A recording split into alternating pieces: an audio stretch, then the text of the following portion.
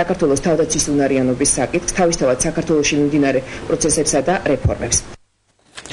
მოძრაობა საცობების გარეშე დედაქალაქში მოძრაობის განტვირთვის მიზნით თბილისის მერიამ მდინარე მტკვრის მარჯვენა სანაპიროზე ახალი გრანდიოზული პროექტის განხორციელება დაიწყო. პროექტის მიხედვით მარჯვენა სანაპიროს მთელ სიგრძეზე 5 ადგილას პანდუსები, ხიდები, გვირაბები და ესტაკადები აშენდება. უპრეცედენტო მშენებლობის შესახებ ნინო ვიბლიანიგი ამბობს. ეს არის კვანძი ხიდსა და ელბაკიცის დაღმართ შორის. ამ კვანძის ქვეშ კეთდება გვირაბი.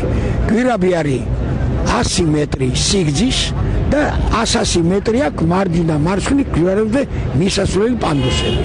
მოძრაობა შუქნიშნების და საცობების გარეშე მტკვრის მარჯვენა სანაპირო სულ რაღაც რამდენიმე თვეში სრულიად განსხვავებულ სახეს მიიღებს. გრანდიოზული პროექტი ხიდების, პანდუსების, გვირაბების და ესტაკადების მშენებლობას მოიცავს. ეს ჯერ მხოლოდ გრაფიკაა, თუმცა 2012 წლის აგვისტოში სანაპირო ზუსტად ასეთი იქნება.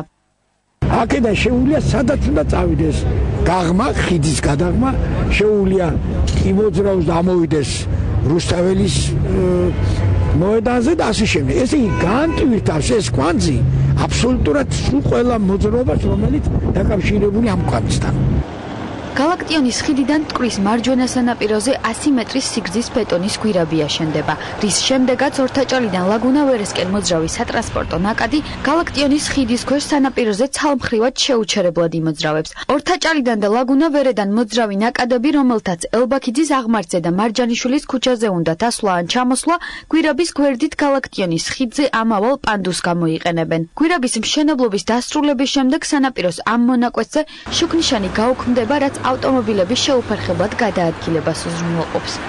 ეს პროექტი მიზნად ისახავს მტკვრის მარჯვენა სანაპიროს მოძრაობის განტვირთვას, ანუ მოხსნათ მაქსიმალურად შუქნიშნები, რათა გადაადგილება იყოს ძალიან გამარტივებული. ამჟამად ჩვენ დავიწყეთ ამ 7 პროექტიდან ერთ-ერთი, რომელიც შეეხება გალაქტიონის ხიდს. აქედან ამომავალი თავისუფლად 6 მეტრიანი ადის ხელს 1 მეტრი არ უშლის. ეს ორი ზოლი.